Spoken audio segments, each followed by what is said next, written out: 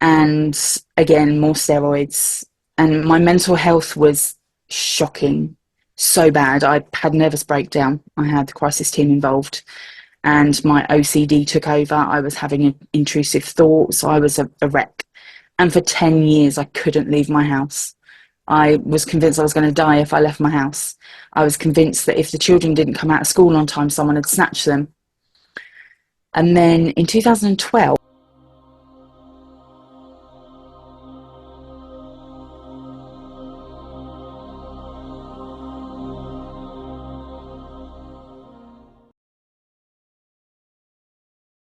And I'm so glad that you joined us today. And yeah, I just, as my listeners know by now, I love to share people's amazing stories, and yours is one of those. So without thank you. further ado, I'll hand over the floor to you, and you can let us know. Firstly, what is it that you're in right now? Who are you? Who's Allison? Okay, so thank you for having me on here. My name is Alison. I am 52 this year, and I am disabled. I have quite a lot of disabilities, ranging from ehlers-danloss syndrome to ulcerative colitis with a permanent stoma. I have three amazing children who are all adults now, and they are neurodiverse children. My youngest two both have autism, and my eldest has ADHD. And they have, between them, they have ehlers-danlos syndrome, colitis, and kind of lots of disabilities, allergies, kind of a whole host of things, really. And yeah, they're doing amazing now. They're thriving adults. My eldest is a deputy headmistress at a high school. My son's got an amazing hairdressing business, and my youngest daughter is expecting her first baby. So I basically, what I do now is I help SEND mums, so mums of children with special education needs and disabilities.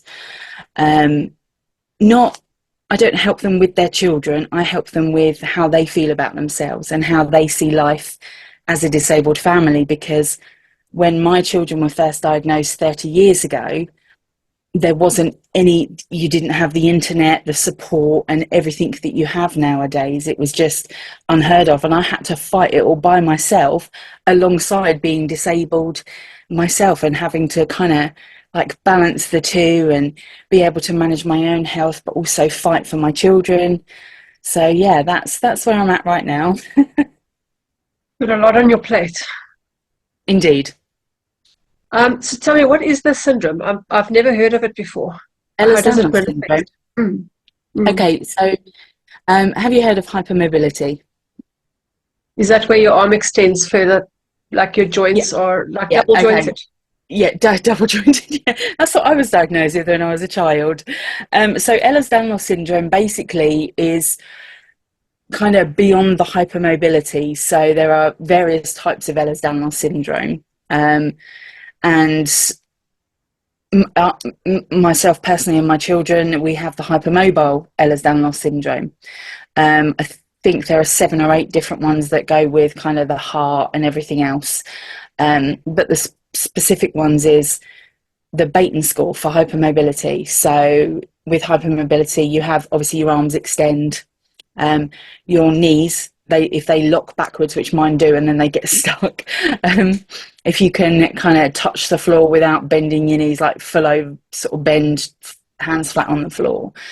And if you can, like, so this, I don't know if you can see it, but My if you can son can touch do your that. arm, yeah, Mm.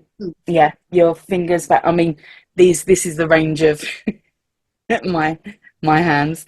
Um, and I got 9 out of 9 on the Baton score, which tests how hypermobile you are. And I'd had lots of dislocations growing up. I dislocated my thumb 15 times and had it Oh, operated on when I was a teenager. And I was a dancer years before my ulcerative colitis got so bad that I was on steroids. I was a dancer, and I remember doing a dance move, and I was sat on a chair and I let my legs kind of go out to the side and my hips locked in place. So yeah, that was fun.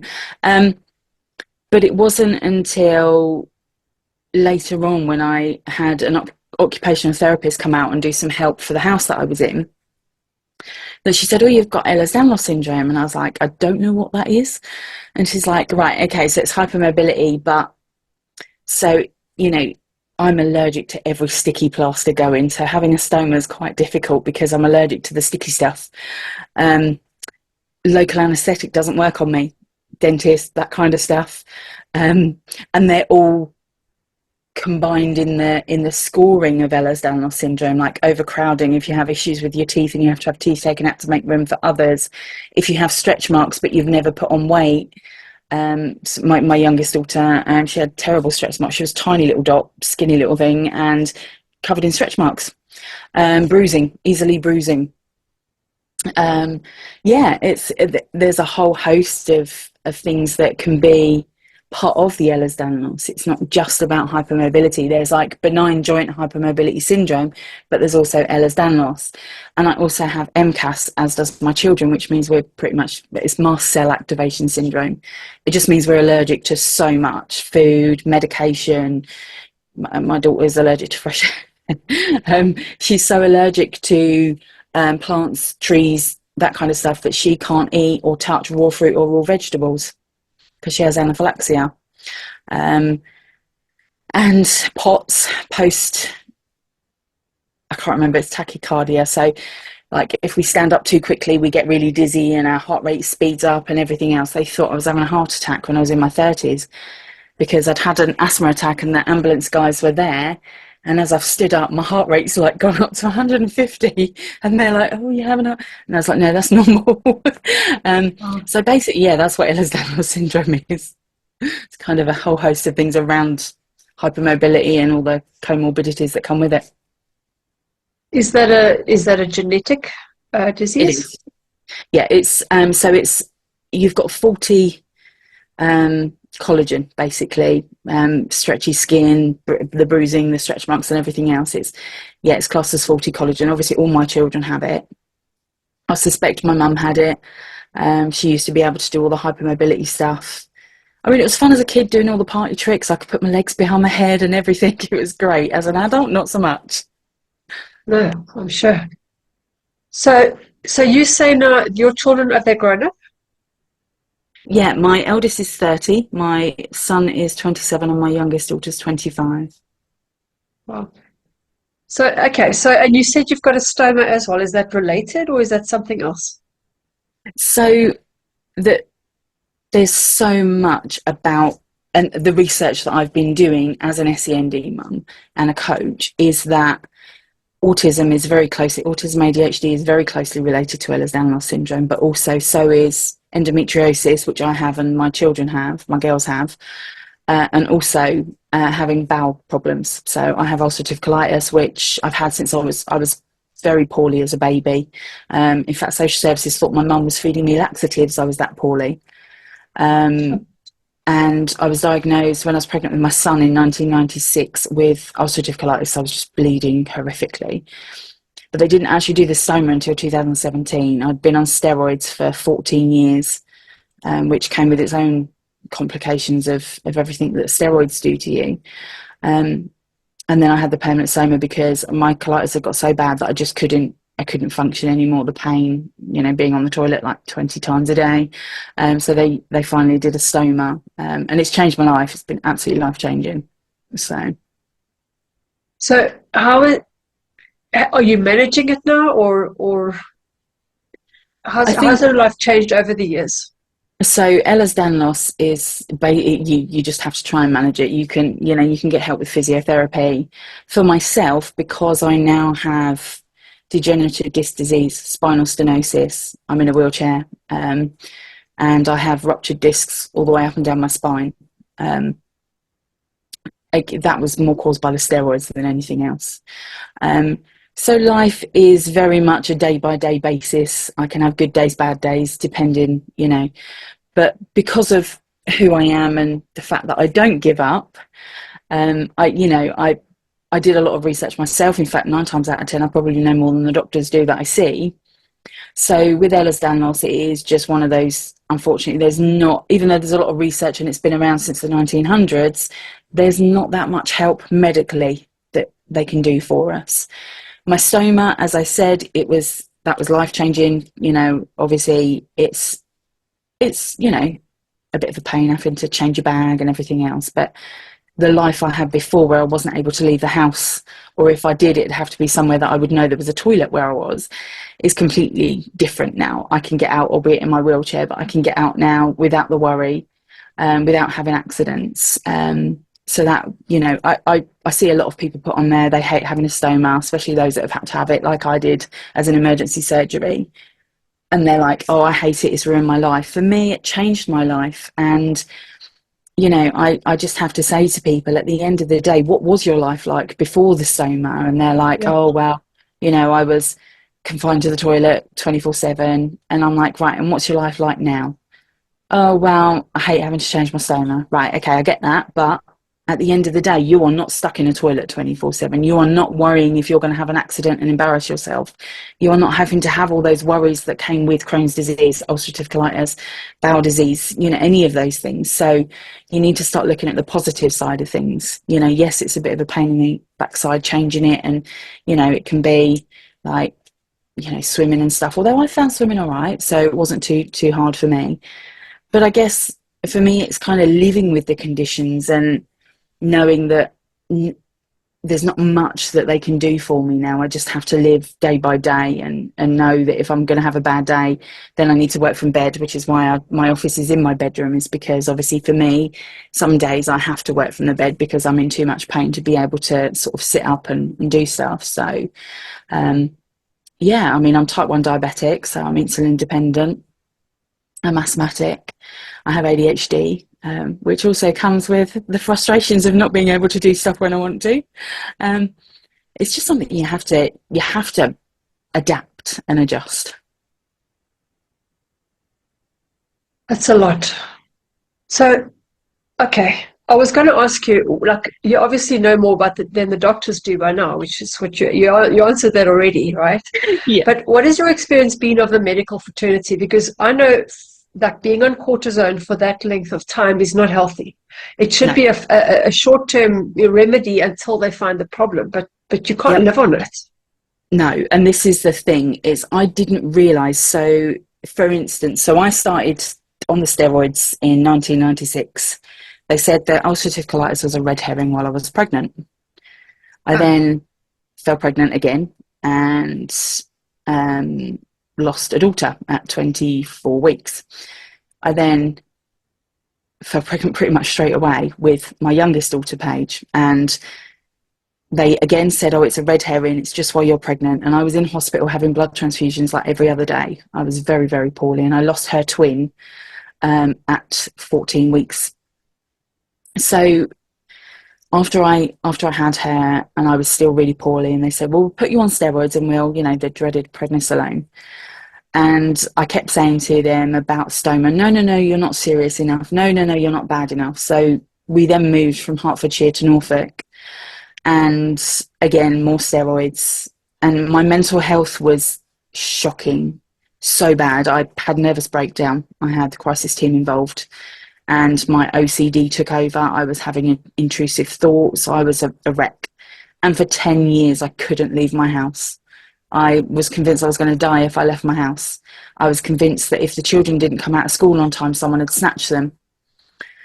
And then in 2012, we'd moved back down to Hertfordshire and then moved back up to Norfolk again, because I hated it down there. And I was going to take some tablets, and I was like, I had a panic attack, which I had, you know, all the time. And I had a panic attack that if I swallowed the tablets, I would choke and die. And my ex-husband, being the helpful chap he was at the time, was like, well, you could do that with food. So I stopped eating. That only lasted a couple of days, though. But I stopped taking the steroids. I just cold turkeyed. I just stopped taking them. And within 6 weeks, all of a sudden, I was feeling so much better mentally. And within a couple of months, I was going out of the house, and I even went back out to work. Wow. And I got myself a little job, and I was working in a takeaway food shop behind the counter, and the panic attacks stopped, the crying non-stop stopped, the OCD stopped. The panic attacks still happen now, but they only ever happen in the night time. Usually I wake up with them. But I realised that the steroids had such a horrific impact on my mental health that my diabetic consultant team said, right, you are not allowed to take steroids long term anymore. There is no way you're going back on them. So from 2012 to 2017, I had to try and live with ulcerative colitis with no steroids. So that was why they eventually did the emergency surgery, because it had got so severe that they were like, right, your bowel's going to rupture. So there are odd occasions, like I got COVID a couple of years ago, and because I'm allergic to the flu jab, I couldn't have the COVID jab. So everybody was like, oh my God, you're going to get COVID, you're going to die. And I was like, brilliant. My daughter was like, I've had all the injections, Mum, I can protect you, and then gave me COVID. But I was all right. It was just like having a really bad chest infection, which I then needed steroids for, but only a week's worth of steroids. And they gave me the calcium supplements along with them, which I was like, a bit too little too late. But the damage is already done on my spine and my joints. I've got arthritis everywhere, in my knees, my hips, my spine, my shoulders.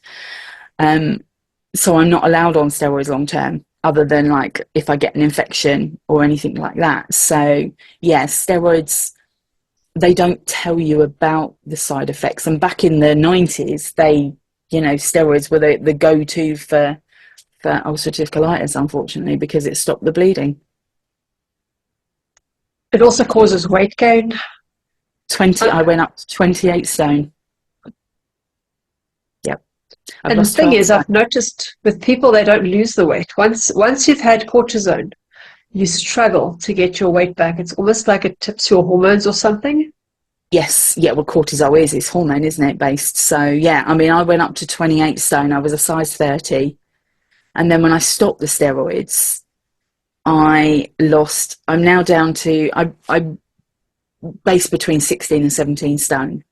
But I did lose a heck of a lot of weight. But now, as you said, it's so difficult and I need more surgery. And they keep saying to me, well, you need to lose 2 more stone. You need to get your BMI down. Well, that's all very well and good, but how do you expect me to lose weight while I'm in a wheelchair and I can't walk? And obviously, I'm being seen for an eating disorder because one of the things about steroids is the horrific hunger, the absolute awful hunger, and that doesn't go away, unfortunately. Did you always have the hunger, or did that happen with the steroids? It happened with the steroids. So tell me, how do you manage your day then, like on a day-to-day life? Is it just damage control, or has your outlook shifted?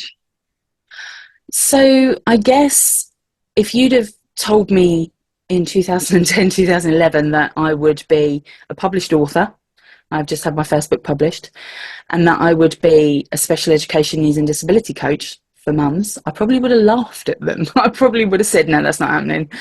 I was convinced that I was a lost cause. So my ex-husband left me in 2015. That had been a long time coming, but because I was so poorly, we just carried on regardless. And I was dealing with an autistic son that was really struggling with life. And I'm now remarried. An old family friend from years ago that I bumped into in 2016. And life is very different for me now. He was the one that convinced me to have the stoma surgery. My ex-husband didn't want me to have it if they'd agreed to it. And so for me, nighttime for me is going to bed maybe between 10 and 11. And trying to get the best night's sleep I can, given how much pain I'm in. And if I move in a certain way, it obviously sets off the sciatica spasms. The pain in my legs is, up until a couple of days ago, it got really unbearable again. Because the numbness, the pain in my feet, and the sciatica is, it can be really, really painful. I managed to get a couple of hours sleep and guaranteed I'm awake by 2 a.m.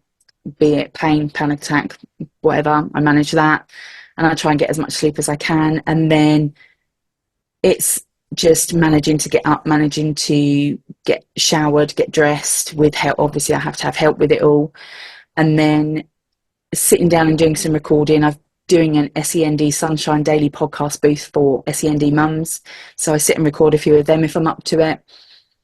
If I'm able to, I'm in the wheelchair and able to get out, not often, but as and when I'm up to it, or I'm sat here doing work, or I'm in the bed.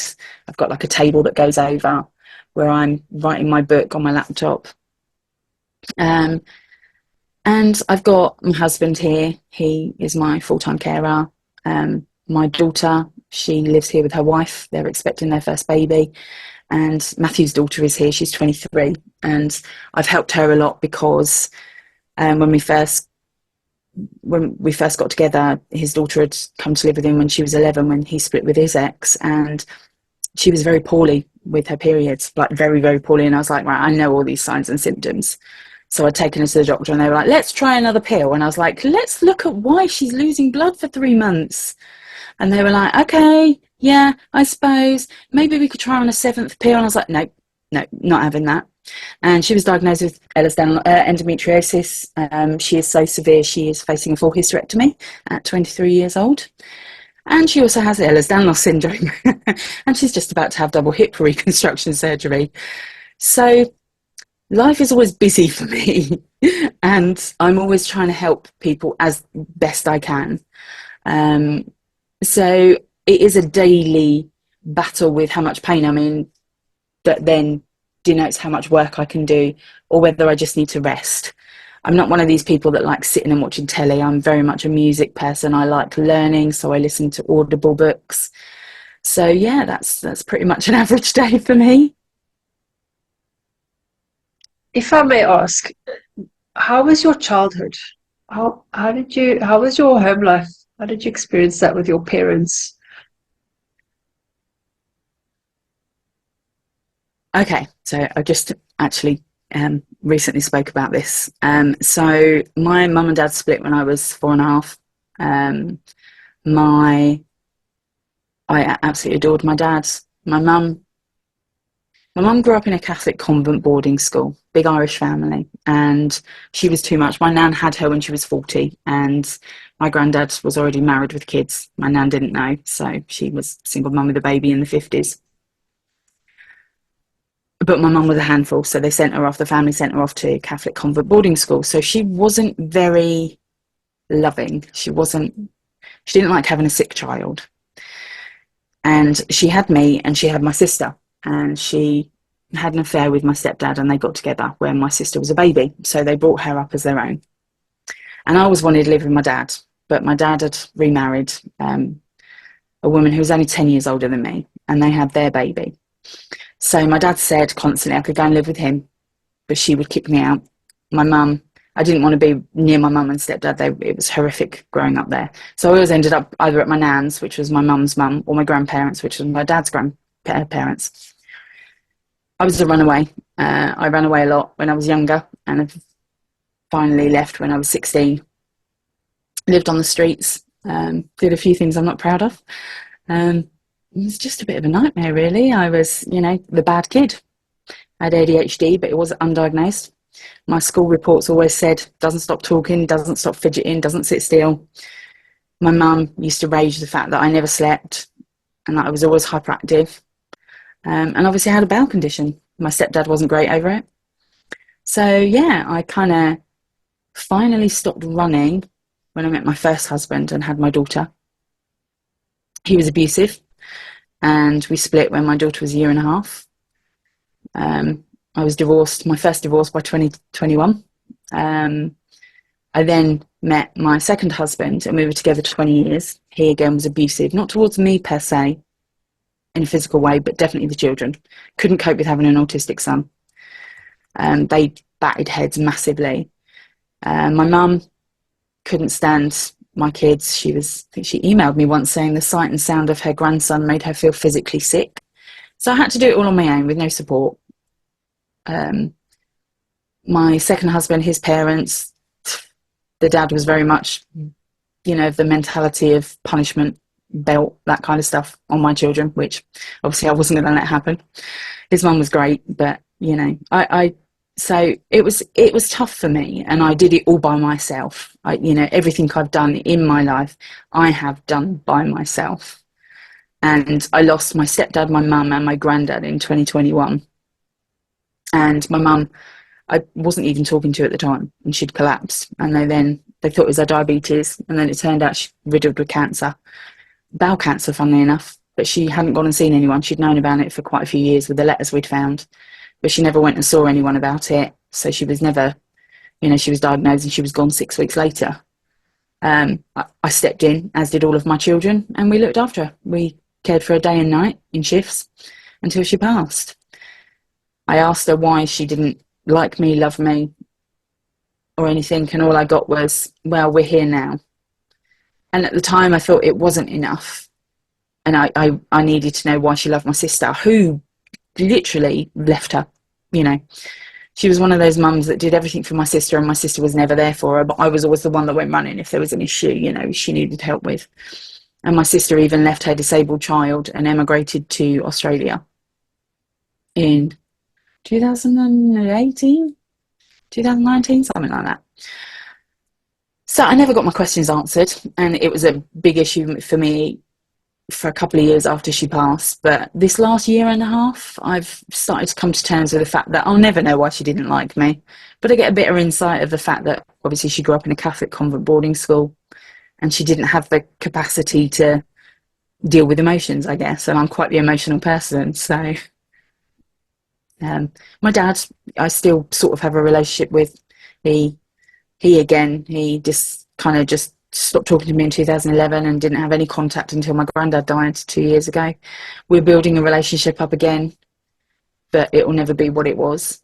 And I know a lot of that's to do with my sister, because they were in contact with my sister when she had her child, who was diagnosed a couple of hours old with Prader-Willi syndrome.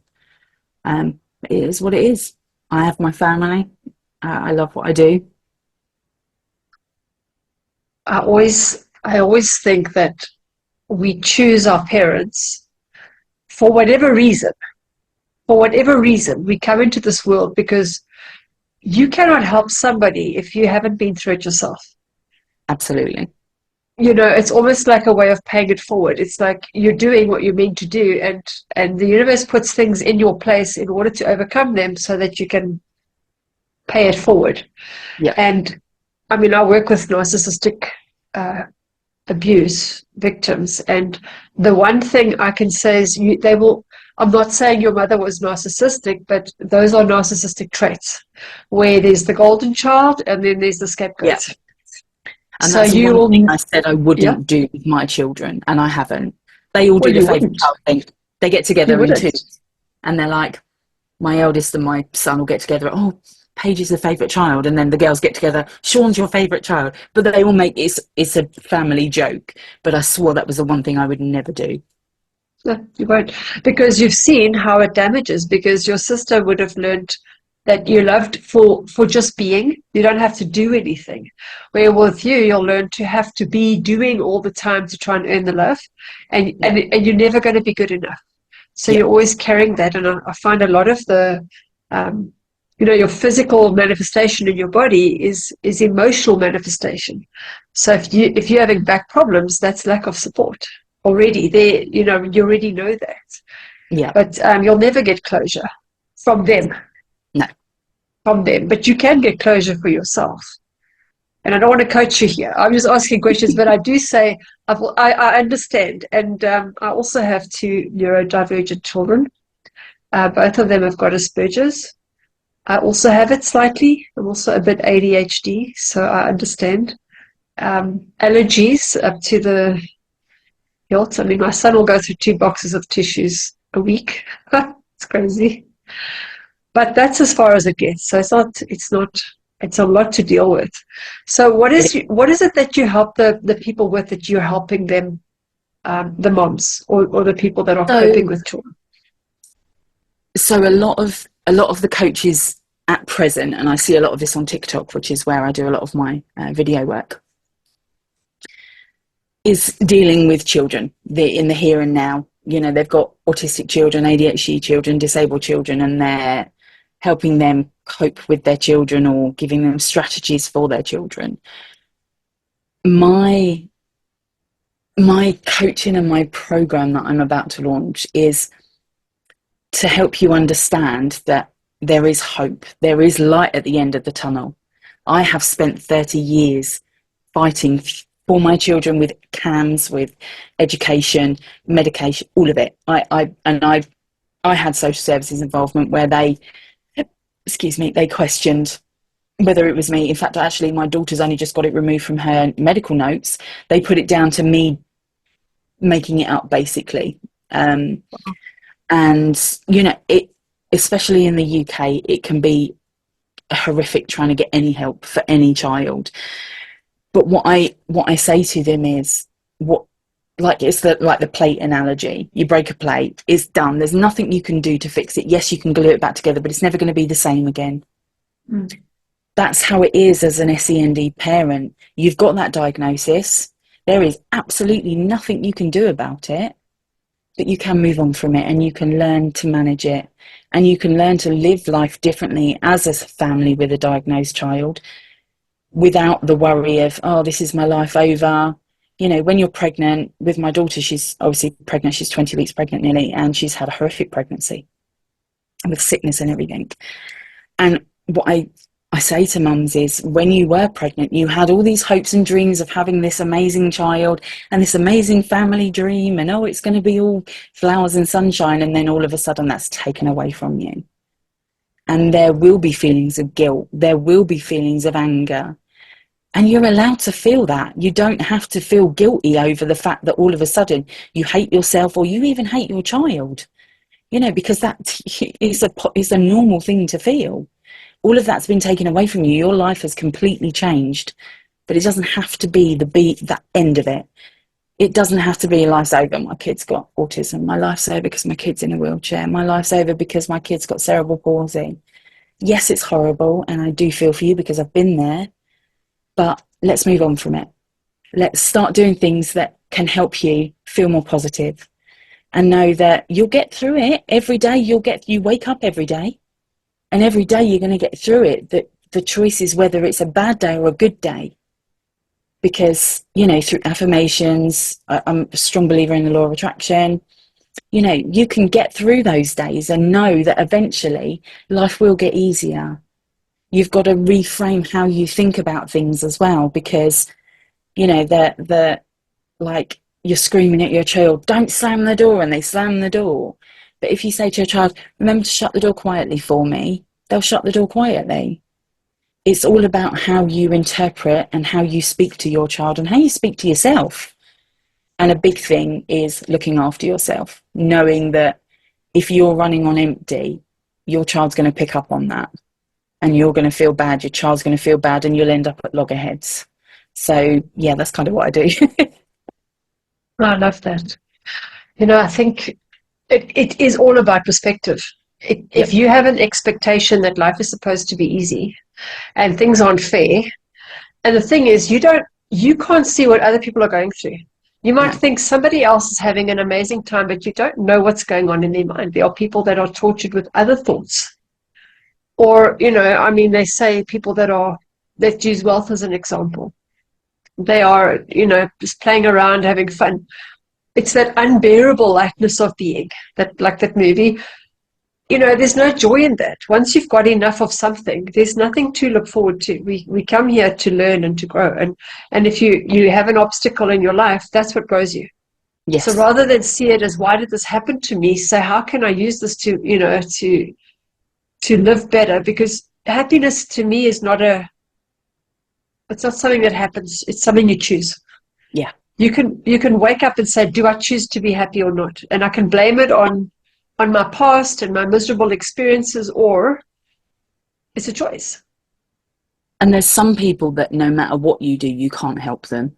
You know, you can't lead a horse to water and make it drink. And there's someone that I've helped so many times over and over again, and they go back to the same ways. And at first I blamed myself that I wasn't doing a good enough job. And then I was like, hang on a minute, I'm helping all these other people. So, you know, that was a big thing for me to get through, was the fact that, you know, there is only so many people you can help if they choose to want to be helped. And I think Absolutely. That's a big thing. Acceptance is a massive thing in the beginning. You know, accepting what situation you're in and saying you want to do something about it. Yeah. Have you heard of the Stockdale paradox? No. So he was actually captured in the Vietnamese War. Okay. I think he was a general, General Stockdale.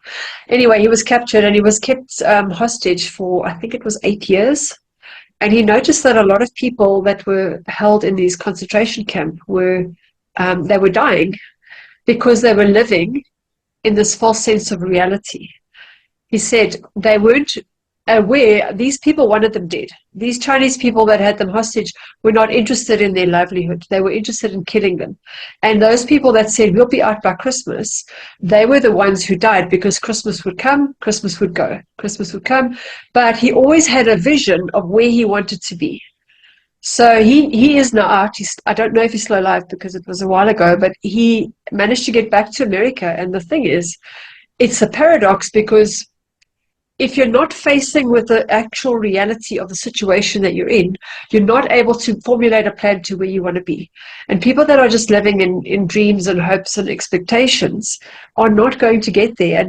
And that is actually where the power lies. And yeah. It's knowing what you're dealing with and knowing that the medical fraternity actually is not what they used to be. No. To me, the doctors of the old days would know your family history. It would be a holistic therapy. You know, they would ask you, what's going on at home? How are you feeling? Not anymore. Now you come, they ask you your symptoms, they look through a book and they give you a prescription and there's zero interest. Or you go to a hospital and they think, what machines can we charge for? How many machines can we hook up and how much deposit can we ask for? And you're just a number. Yeah, I must admit the NHS here is in a very sorry state at the minute. And you go to doctors nowadays and there's so many different ones and you're like, can I not see the doctor I saw before? No, they're fully booked. Could be months before you see them again. So you need to see another doctor and you have to re-explain everything go through. And I think having children with special needs and disabilities, that is one of the big downfalls, is the fact that these mums are so tired of having to explain everything over and over again to different doctors, different specialists. And it's like literally banging your head against a brick wall because you're just not getting anywhere with them. And like you said, they're just looking through a book. I mean, I did so much research and helped my children and myself so much through research and through changing my mindset, that to me life is completely different from what I know a lot of others are experiencing that are just relying on doctors. Well, I see that as part of people waking up to realize that we are all powerful. We're able to heal ourselves or do what we can in order to make ourselves feel better instead of handing that power over to somebody who may or may not have your interests at heart. Yeah. And even if a doctor wants to, if he's not trained in it, or she, if they're not trained in that specific thing, they don't know what you know. They're not living it day to day.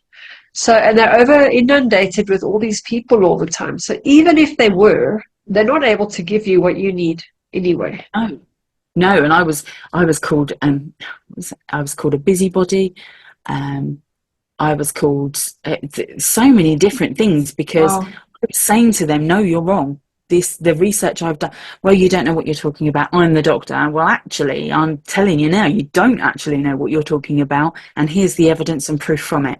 And that, in the beginning, that got me a lot of backlash from people because they were like, again, oh, you're sticking your nose in where it doesn't belong. You're a busybody. And the last few years that I've started my coaching journey through NLP and everything, it's like, I am gaining knowledge to help. I am not trying to stick my nose in. I'm not trying to downplay the doctor's job. But at the end of the day, they need to know sometimes when they're wrong. They need to admit they don't know enough about that subject. It's not a one size fits all. And like you said, if the doctor's not knowledgeable in the area of, for instance, ehlers-danloss syndrome, or not in the knowledge of endometriosis, they're not going to be able to help you, are they? And because the waiting lists are so long and because we've got so many doctor strikes here at the minute, people are failing and dying. That's sad. That's the tragedy of what's going on. And hopefully it's a wake-up call to people. When I was pregnant with my son, I had tick bite fever. And I was violently ill, but I couldn't go on antibiotics. And it was Christmas time, so everyone was closed. I ended up going to the hospital and my liver enzymes were elevated, which is a symptom of tick bite fever. And they said to me, no, we need to test you for hepatitis. But I was in so much pain and vomiting and my back was aching that they said the test is going to take 24 hours before you can, and we're not giving you anything. And I said to them, I'm going to die before that 24 hours is up. I need something now. No, we can't give you anything. No, no paracetamol, no aspirin, no nothing. And I actually left the hospital to go to another hospital to get those antibiotics. And they said to me, you're putting your child's life at risk and we're going to hold you accountable and you're going to be held for murder. And I thought, wow, I had the tick bite. It was 5 days previous. I'd had ticks on the bed. I had all the symptoms and they refused to listen to me. And I went and I got that medication at the other hospital and the next day I was fine again, but I've never been so sick. My head felt like it was going to explode. And I thought all they wanted was a huge deposit and see what machines they could strap me up. I said, what are you going to do? I'm keeping me under observation to see how sick I can get. Are you, you know? And all I needed was a script. Yeah. It's crazy. But yeah, look, they do a lot. I like hospitals if they can stitch you up and if you cut your knee open or something. Stitch you. I don't like blood and guts, so let them do that. But okay, Yeah. so you've got a course out now. Are you working on it? Yeah, I'm in the process of working on a course right now. So yeah, that's something that I'll be launching in April, end of April. So I'm quite excited about that. Mm-hmm. Very much on the basis of, I don't know if you know of Russell Brand's 12-step program that he did, which obviously Alcoholics Anonymous kind of Okay. 12-step program. And I've taken the concept of those 12 weeks and turned them into a progressive course. It'll all be pre-recorded, so people can just come along and grab it as and when they need. And it works through the acceptance phase to the phase of celebrating the small wins and, you know, just being able to accept what is going on and how now we need to move forward and make it a more powerful, you know, change to you so that you're not stuck in the depressive, down, my life is over because I've got a disabled child situation. We need to move you to more of a, okay, I want to make this a more enlightening experience so that I can help my child and help myself. So yeah, I'm really excited about that. Yeah, no, that's something people need because it's not about doing these big things. It's the small stuff. Yeah. It's if you're able to understand, if I can do this little bit, then what else can I do? Yeah. Because the comparison between where you want to be and where you are now is just so huge that you're not able to make that jump. And for some people, it's just like you said, getting up in the morning. Yeah. Yeah. Yeah. Making your bed. Yep. Just get up, do it, because tomorrow you don't know what tomorrow brings. But today is the first day of the rest of your life. Yeah, 100%. I mean, I'm a big believer in making your bed when you get up, as you can see, because if you don't make your bed and you come back in the room and it's all messy and you're going to feel messy, and it does have a knock-on effect on your mental health of who you are and how you cope with the day. If you come back into the room, you've got a lovely made bed, A, you're not tempted to get back in it, and B, you're going to feel good because you know when you come to bed later, it's all going to be nice and lovely and you can just get in bed and, you know, there's not that stress of, oh, I've got to go and do it, you know, throughout the day and putting it off. Because you find once you start putting one thing off, you start putting other things off and you kind of get stuck in a cycle. So yeah, and also getting up and showering, you know, it's a massive thing because as a parent of a special needs child, you can run yourself ragged, you're not getting any sleep, your child's kept you up awake all night. A lot of the mums come to me going, oh, they're not going to bed or they're not going to school, I'm struggling. And you end up forgetting about yourself. You know, and I've been there, you know, I've been there and I've not showered for like 2 weeks because I just haven't got the energy and I'm so focused on trying to live each day with a child that's driving me bananas because, you know, one day they want chicken nuggets and the next day they can't stand them and they're throwing them at you, you know. But it is important to look after yourself and start the day with that positive move forward because it then has a knock-on effect on the rest of your day. And if you've done that one small positive thing in the morning, be it make your bed or, going and having a quick shower while they're still in bed, it then sets you up for the rest of the day to be more positive, which means you're calmer, which means your child will be calmer because they pick up on how you feel. And that whole day then becomes a more calm and harmonious time for you as a family. Yeah. Yeah, people don't realize how much it takes it out of you. I mean, just having a normal child is hard enough, Yes. but having somebody, and even if it's one, it doesn't matter because your life will be changed. Your life is forever changed. And I find even also with my clients, I mean, I had a client recently who's also got a special needs child. It's like a hook in your brain. It just takes all your energy, all your mental energy, all your focus, everything.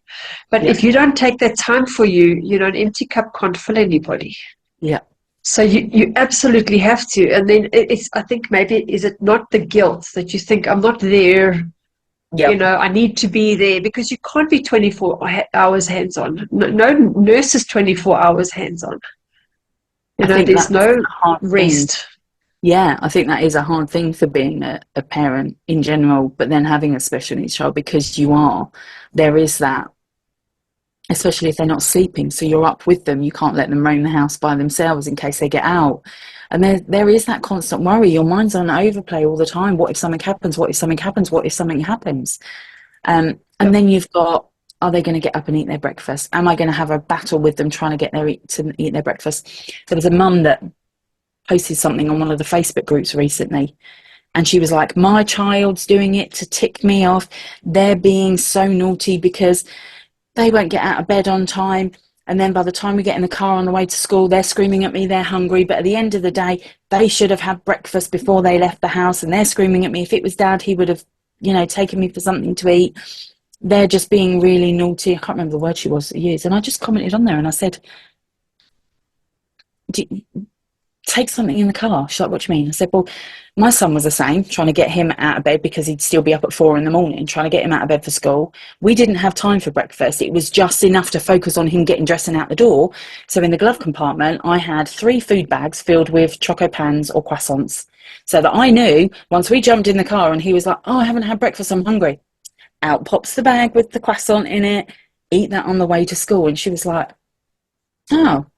And so many people then commented saying that's an absolutely brilliant idea. There are ways and means around things. You can't have a go at your 11-year-old child because they're screaming they're hungry, because for them, being an ADHD child, that one focus of getting up out of bed, getting dressed and getting to school is all they can manage. They haven't got the capacity to manage, oh, well, I think I best go and get my breakfast, or I think I need to go and do this and I need to go and do that. You need to put it in place for them. It's not you being a bad parent. It's not them being a bad child. It is about the fact that they're wired differently, so they can't manage all of that. They haven't got the capacity to understand that, they need to put all those things. They are one-sided, black and white. I've got to get to school. So I know I've got to get dressed and get to school. It is your job as their parent not to mollycoddle them, but to be able to put things in place for them so it makes life easier. So when you go to school tomorrow morning in the car and they're going, I'm hungry, and you grab the bag out and give them the choco pan, they're like, oh, Mum's thought of me. She's got something ready for me while I'm in the car on the way to school. So by the time they get to school, they're happier, they're not hungry, and they're calmer. So it makes their day at school better and your day as a parent, because your child's happy, which has a knock-on effect on you as well. It's not hard. Which brings you back to the fact that you need to be able to think for yourself first, so you can be that one step ahead. Because if you're so frazzled, you're only thinking of damage control. Yep. Yeah. And that is going to keep you stuck. To learn it, so it wasn't just something that miraculously happened straight away. Well, exactly. I mean, I said to my client as well, she was battling with a very toxic partner and no income, because he kept sabotaging her. And I said to her, if you've got income, if you can focus, take your attention away from that. Stop letting him divert your attention all the time. If you can get that, you can afford all the other stuff that you need. You can afford a tutor. You don't have to be reliant on somebody who's insistent on just draining your energy. Yeah. And just that switch, it's just knowing that you're capable of doing it. Whether you do it or not is irrelevant. That shifts everything, right? And that's that basic foundation, is just to say, I know I can do this because I did it before. Yeah. Yeah. And I think a lot of us forget that as well. You know, when you say to them, well, when something else hard has happened, have you got through it? Well, yeah, right. So why can't you get through this as well? You know, it doesn't have to be a one size fits all kind of stop. That's it. You've done your thing. And now, you know, any other things that come along, you're not going to be able to get through them. Of course you are. You You know, just I adapt. think, no, there's that, it's like when you're on your way to the airport and somebody cuts you off in traffic, you're okay. Next time somebody cuts you off, you're not so okay, but you're running late. By the time you get there, you've lost it.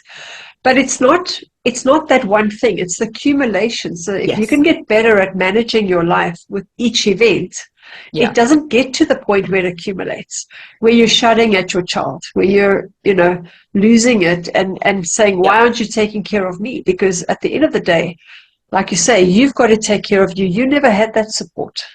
Yeah. So if you don't take care of you, there isn't somebody who's going to do it. No. So you have to.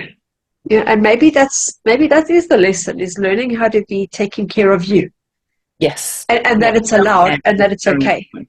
Yeah. Self-care is very important, but also self-love. You know, Absolutely. like if you feel you're not good enough and you're always going to have that playing over in your head, you know, be kind to yourself and just, know that, all right, life has been not great, but, at the end of the day, you're here, you're doing the best job you can with what you can, and you need to make it a happy place rather than a miserable place. Exactly. And who you trying to impress anyway? Good enough for who? It's like if I Yourself, look yeah. around me, people are crazy.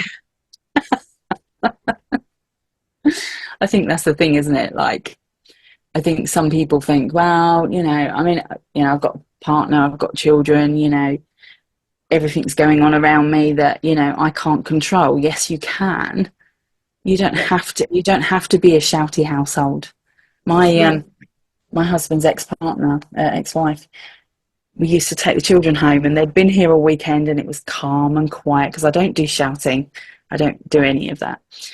And you would walk in the house with the children and it'd be like, F this, see you next Tuesday that. And I'm like, oh my God. And I'd come out of there feeling like, oh my God, somebody help me kind of thing. It's just been crazy because you'd walk through the door and it was like instant, rah. Those kids would change from being calm, happy, bye, kind of, see you next weekend to screaming at each other because that's what they'd walked into. And it just literally was the weirdest feeling because they'd say to you, oh well, they like spending time with us because it's calm. If they were being made to get ready for school, I would have all their breakfast ready, all their school stuff ready from the night before, set up, so all they had to do was get up, brush their teeth, wash themselves, get dressed, come down, all done, off we go. Calm, happy, no shouting, no screaming, no running around. But at home that life was the complete opposite, and they were two totally different kids when they were with us to when they were at home.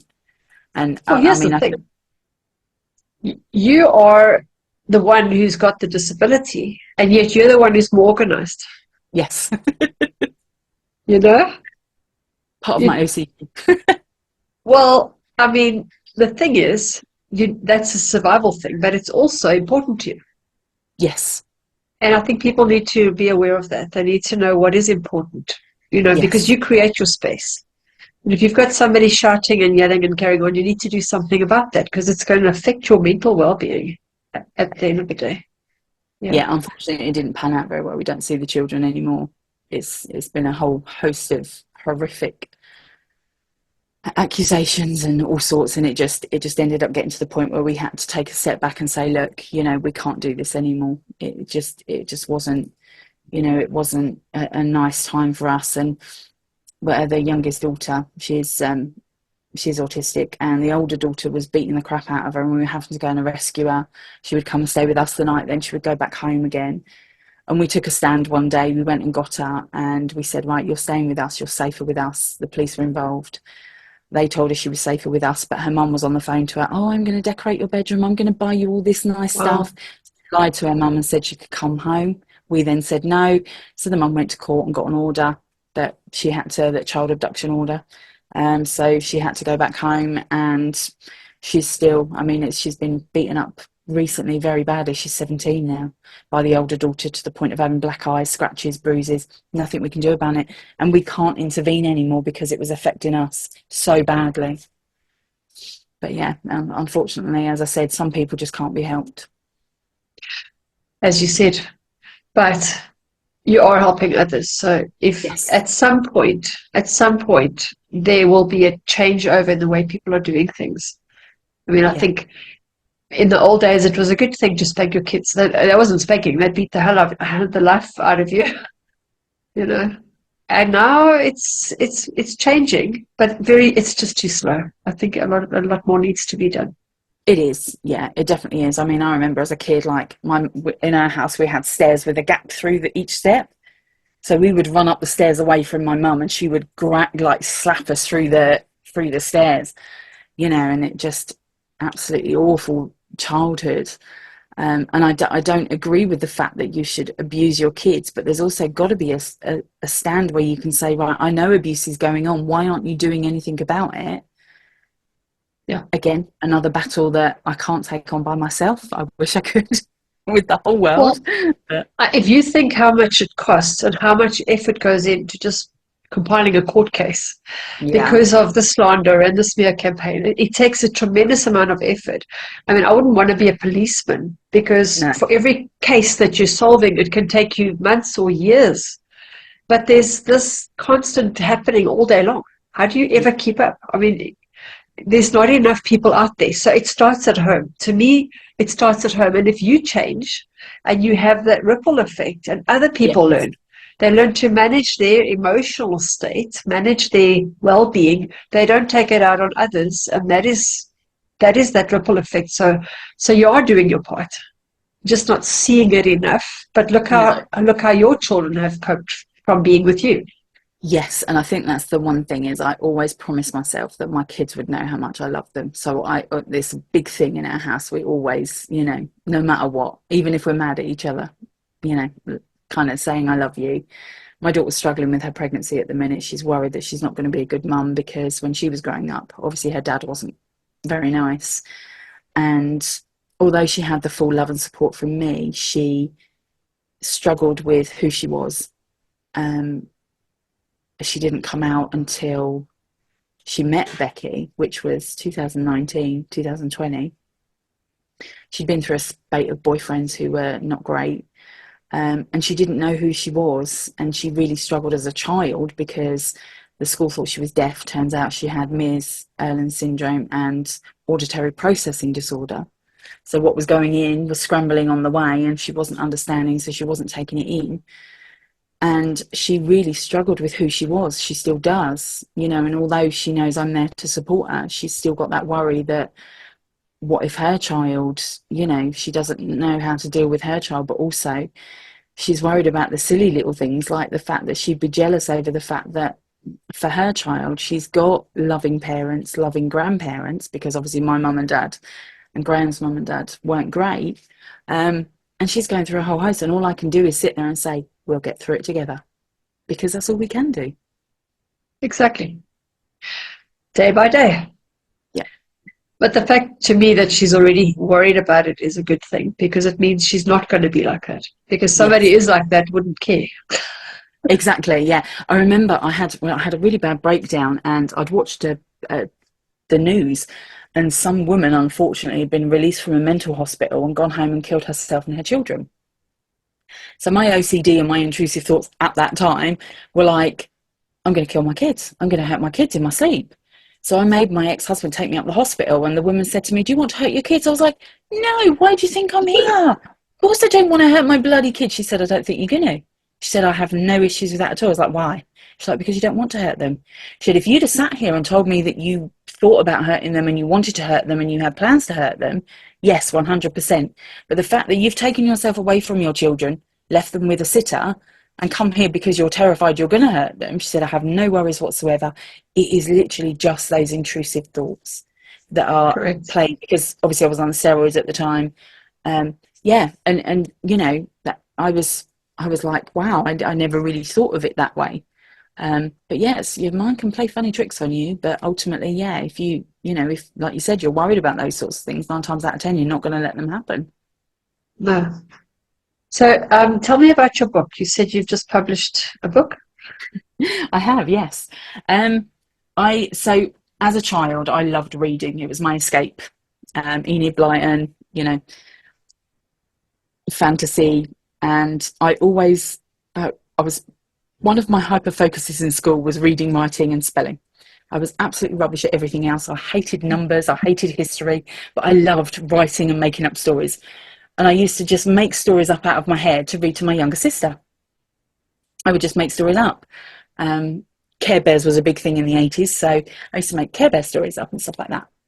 And along the way, obviously, my life just got super, obviously run away and everything else. But I started to do a law degree when my children were young, when they were very young. But 2 years into my law degree, I got so poorly with my ulcerative colitis, I couldn't carry on. So I kind of stopped, and then about 2 years later, I had therapy help from being disabled, and I decided to do an open university degree of English literature and language. And Okay. I loved the creative writing side of it, and I started writing these stories, and my tutor was like, "They are so good," but they were only short stories because obviously, And then I decided just randomly in 2018 to send one of my short stories to a publisher. I only sent it to one publisher. It was a hybrid publisher, so I didn't know what that was at the time, but I sent it to them anyway. And they emailed me in the first year of lockdown and were like, "Have you thought any more about our offer?" And I'm like, "Offer? What offer?" So I emailed saying, "I'm so sorry, I haven't received anything. Could you resend the first email?" And they emailed me saying, "We would love to offer you a short story anthology contract, but we Wow. need some of your work." So I was like, "Oh my God, I've got all these, these short stories." And then I was like, "Oh, they want five and I've only got four." So I started writing the fifth one. Well, that then turned into a bit longer than a short story. It wasn't a full book, but it wasn't a short story either. So I sent that to him, and there was a gap of about 8 months. And I was like, "I'm really sorry, but I started writing it as a short story and it kind of took off a bit." Well, they then emailed me back saying, "We've shelved the short story anthology. We love Aurora's story," which is what I called it at the time. And I was Wow. like, "Okay." So they were like, "We want to offer you a contract. You have to pay up front for it all, like, to do it all because it's a hybrid publisher," which I did. And yeah, I then, so this is my book. It's called The Hmm. Aurora Chronicles, and it is a young adult adventure fantasy book. It's, um, it's really bizarre actually where it come from. So my best friend went to Lapland for Christmas when we came out of sort of the whole lockdown first bit. She went to Lapland and she took some beautiful photos of the Aurora Borealis, which I'd always loved and wanted to see. And she was showing me all these photos, and I was like, "Oh, it's beautiful." And all of a sudden, it just popped into my head, traveling through the worlds through the Aurora Borealis. And that's where the story began. And it bloomed into a young girl who lived on an ice planet called Europa, which is one of the moons of Jupiter. And she accidentally helped a prisoner escape, and she had to jump through the Aurora Borealis. She was a girl, so she wasn't allowed in the army. Her brother was in the army. She jumped through the Aurora Borealis to Earth, trying to get the prisoner to try and get him back. And she bumped into her brother, who was, then they all went on this big adventure together, chasing all across, the country, trying to get this prisoner back. And it was all about, what it was like the Aurora Treaty of Wales. There was a guy for the head of Mars who was a tyrant who, caused so many wars and everything. And it's how the escaped prisoner turned out to be his son. And it ended with a big explosion back on their home planet, and their father got killed, but their mother escaped and got through. And I'm now writing book two. And everybody that's read the first book so far is like, "Where's book two? Where's book two?" And it's only a small book, but it's made quite a big impact already. And book two is going to be a lot bigger because I've got more. I've been able to sit down and write more and mind map it and think about it all. But yeah, my one passion is writing stories. So, That's amazing. That and I is so think that amazing.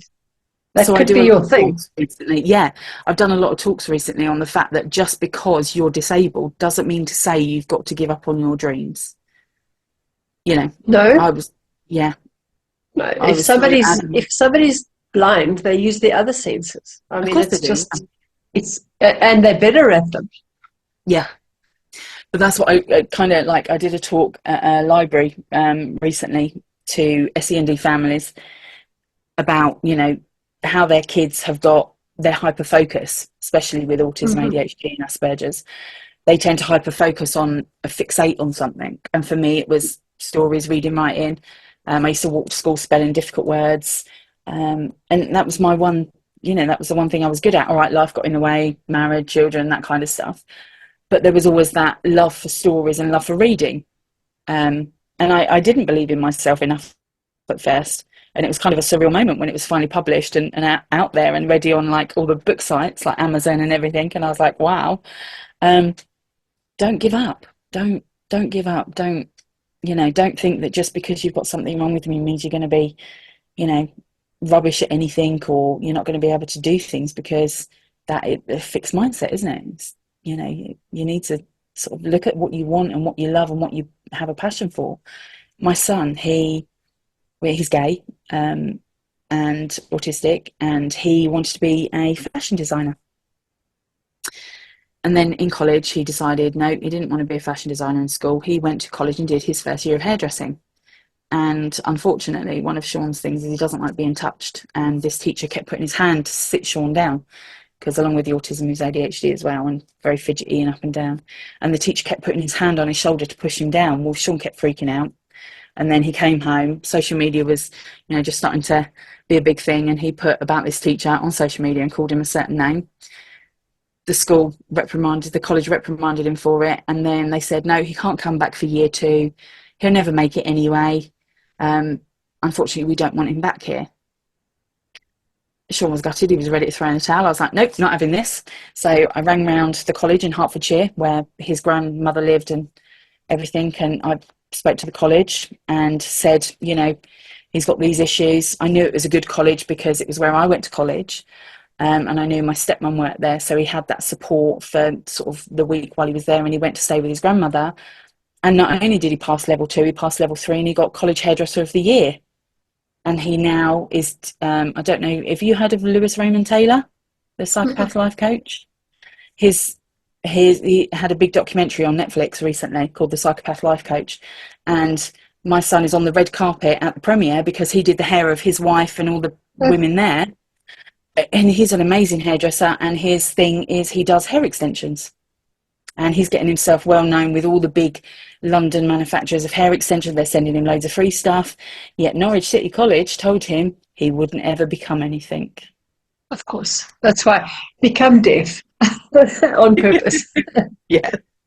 So that's one of my big things is don't tell yourself that you can't do things, because it's just not true. Not at all. No.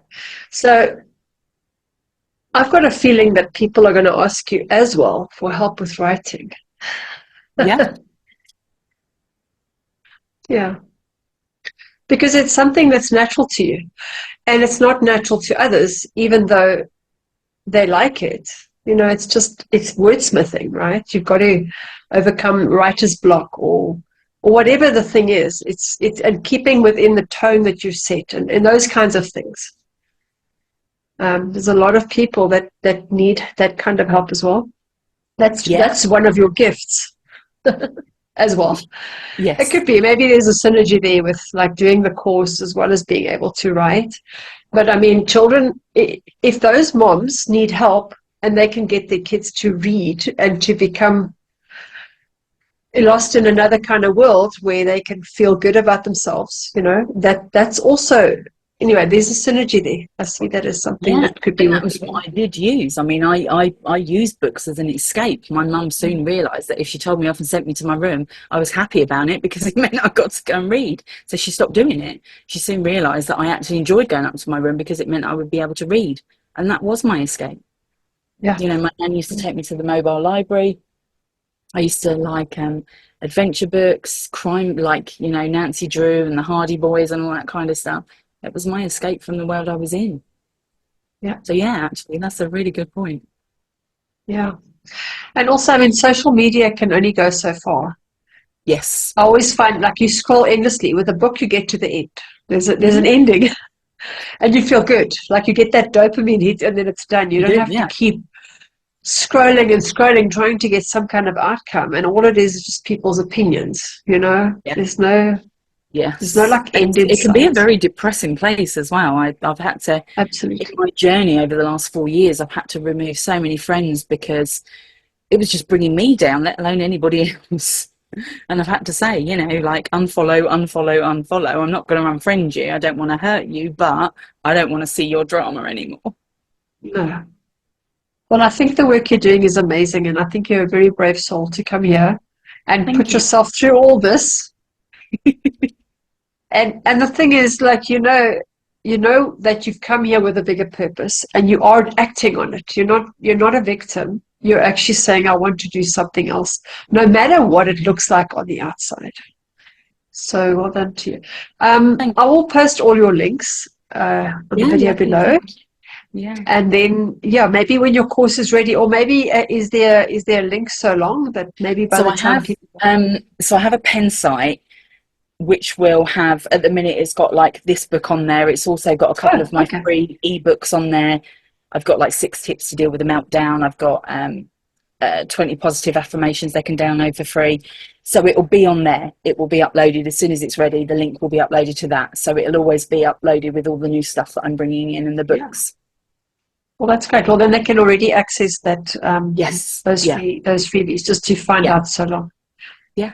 Thank you, Alison. Thank you so much for sharing your Thank you for story. having me. Being vulnerable, it's hard, but It is. I think people feel that they're not so alone anymore because everybody Yeah, thinks they're struggling by themselves, and they don't realize that we're all just human. we are. We Yeah. are. And we All all have a right. story to tell. We all have a story, no matter how it looks on the outside. Yeah. Yeah. And it's how you tell the story. Of course. You can tell it from the bad side or the good side. You can. Yeah, you can. And sometimes you have to tell both. Yeah, exactly. There's, All right. yeah, both sides. Then the truth in the middle. Yes. Yeah, definitely. Yeah, definitely. All right. Well, lovely speaking to you. Thank you so much for having me. Thank you, and enjoy your day. And you take care. Okay, bye bye.